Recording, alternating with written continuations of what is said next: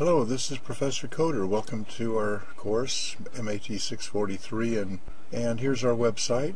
We have our syllabus, we have our course outline, course calendar, and you should check those things for due dates.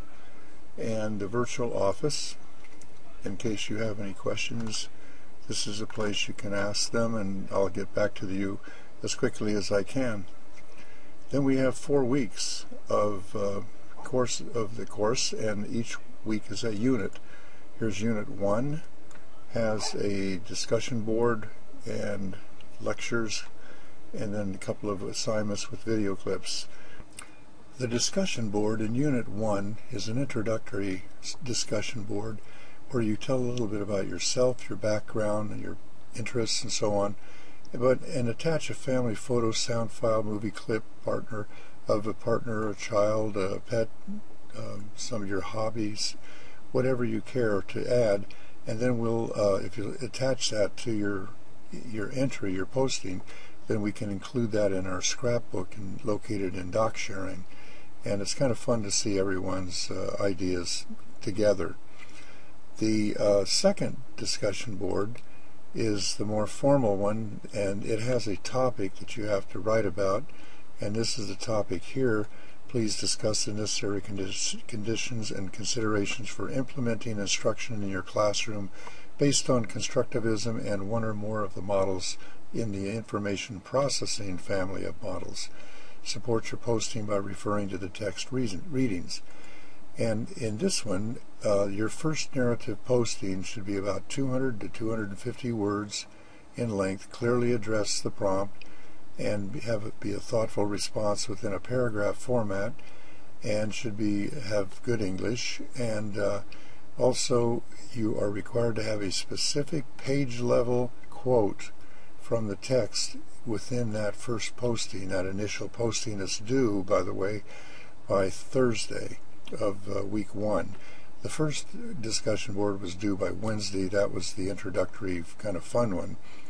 This one here is due by Thursday, and all of the discussion boards from then on will be due on Thursday, the initial parts of them. And then your 2 secondary responses for your posting and the discussion board should be at least 150 words each, should go beyond simple agreement, and don't require a specific citation to the text. So you don't have to do a citation in the second and the third postings to the discussion board each week, and they should be about 150 words. The video clips, there's 2 of them, and each video clip is a sample of a actual classroom instructional setting with an adjunct instructor from National University teaching the course or teaching the class, and the intent there is to demonstrate at least 1 or 2 models of learning from our text.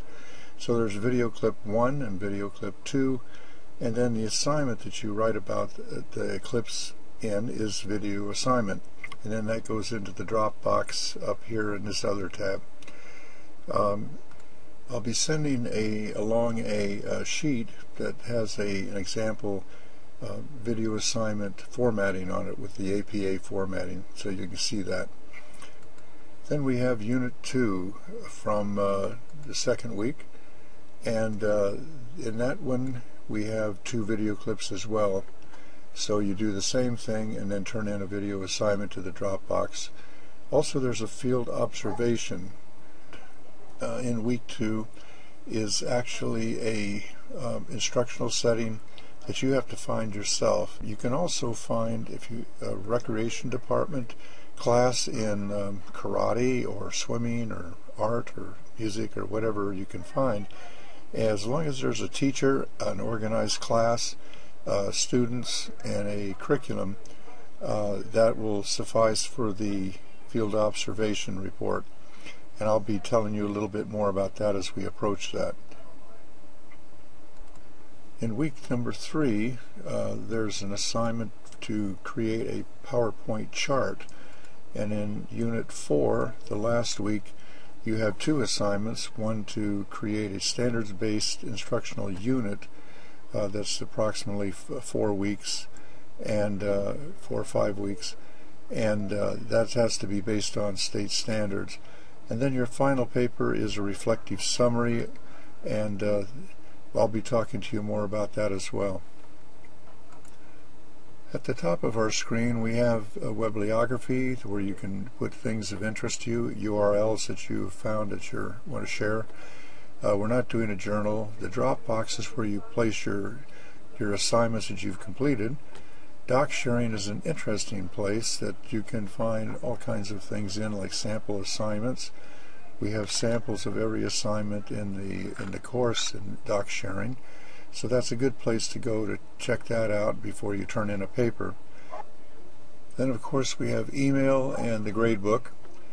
And one that I wanted to point out in particular was the live tab up here. Now when you press that, it will load this page here, which has two choices, chat and class live. And you want to choose class live because that's the asynchronous or synchronous tool that we have in our course that you can communicate with me and others in the class.